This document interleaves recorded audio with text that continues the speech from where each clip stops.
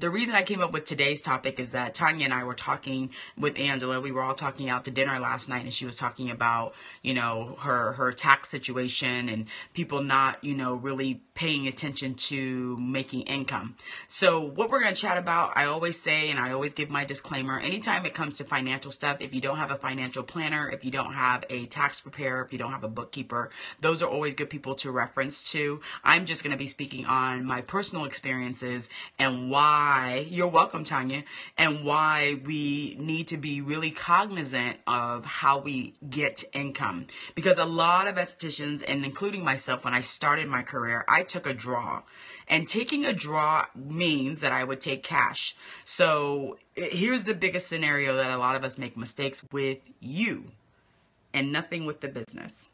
Okay, so those of you guys who are losing connections, please don't post on my Periscopes because I can't help you. You want to make sure that you have your Wi-Fi turned on. You also want to make sure you're in a place where you're getting good cell reception. So some of you guys are chiming in about you lost reception. Unfortunately, none of us can really help you. So get to a place where you can have good cell reception and make sure your Wi-Fi is on if you're able to go to a place that's Wi-Fi enabled. Okay? Okay, awesome. So getting back to the payroll thing, let's really focus on making sure that you guys understand the difference between being a payroll, which is an employee on payroll, paying taxes, versus, I don't know what you're talking about, versus paying a draw, taking a draw. Because I know a lot of you guys take a draw. And how many of you guys are taking a draw right now? How many of you guys actually do take a draw every time you need money? Whether it's once a week, whether it depends on how much income you have. So you take the income for the entire week and then you have a draw. Basically, you'll take, $500 or $600. You cover, your personal expenses. This has nothing to do with the business, but you cover your personal expenses. You'll use it, to do, your own rent, pay car stuff, food, all of that other stuff. That's what taking a draw is. And remember, when you take a draw, and this is what I learned from my bookkeeper, anytime I withdraw from my checking account and business, from my business checking account, and I don't put it back, it automatically goes to me as a cash withdrawal or a draw. And I didn't realize that. I was telling the bookkeeper, I said, so every time I take money out, even if I'm getting money to get change, so if I go and withdraw $100 and then I break it down for change, so I'll get ones, fives, tens, 20, I'll get quarters, dimes, nickels, pennies. Every time I do that, he was like, yeah, you actually have to put it back because on the books, it looks like it's a withdrawal, a cash withdrawal. If you replace that same $100, then everything becomes even. I was like, oh my gosh, I've been in business since 2005 and no one's ever told me that before. She's like, yeah, you want to put it back, even if it's just for cash. So let's say you get $100 cash and you knew you took a withdrawal, put that $100 back so that it's equal. I was like, oh my gosh. So every time I take a withdrawal, whether it's from the ATM or I go into the bank and they give me cash and they write their check out and it says to the bank or it says cash, every time I do that, it goes to me as a cash draw. She said, yes. I said, oh my gosh. So now I'm very cognizant of what I do with my ATM card, what I withdraw, and if I'm replacing what I withdraw and putting it back. I also have myself as an employee under my own business. So I pay myself as an employee. So when I go to get my taxes done, I get a W, 9 or I-9 or whatever. I get my tax return. I give it to my tax preparer as I'm an employee. The one thing he mentioned that I needed to do, which is expensive, and I did it, but I got a 401k. Those of you estheticians who are taking a huge draw, which means you can take at least more than $20,000 a year of cash out of your business to pay for yourself, it's time for you to get on payroll. Because imagine if you took that same $20,000 and it was done under payroll, you would have already then had your taxes taken out for Social Security. You would have the taxes taken out for disability. So in the event something happens to you and you can collect disability, you can still have an income. When you get 68, you have Social Security.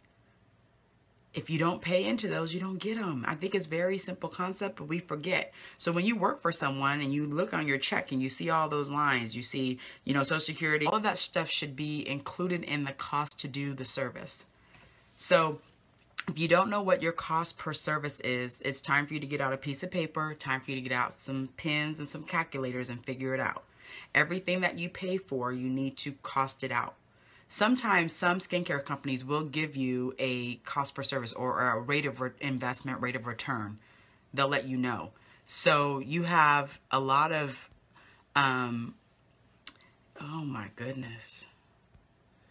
You have a lot of people who don't know that. I love to know how much it costs for every service I'm doing, whether it's microdermabrasion, whether it's LED, whether it's a facial, whether it's a waxing service. I know exactly how much it costs, and that's why I'm going to price to get a revenue. How many of you guys are actually have payroll? How many of you guys are on your own payroll that you actually pay yourself a check and not a draw? Is there anybody?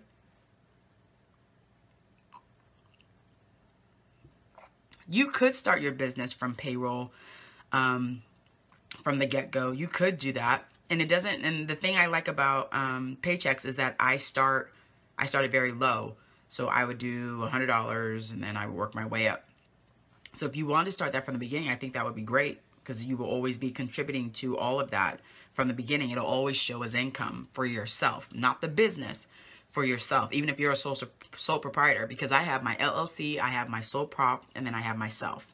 So I want to show income in both the LLC and the sole proprietor. So, and that's why I say it's very important to pay yourself, because the income comes into my own personal checking account. So, you know, if a lot of you guys are not budgeting, if you don't have a budget, if you don't know how much tips you're making every month, if you don't know what your expenses are every month, if you don't know how to pay yourself, let's start there. Let's get to the point where we're really being consistent on our own income. I love to work when I don't have to worry about where money's coming from. I love to work when I know that everything that I have is taken care of. I had Miss Deidre came to the show and talked to me a lot and said, you know, you've changed my business. And Miss Deidre, I'll put up her testimony on my Stephanie Laynes website. I need to put it up. She emailed it to me. And she just said, I changed her business because she listened to me. And a lot of us just don't know. We don't know. And I love the estheticians that tell me that they don't know everything. Those are the ones that I love to work with.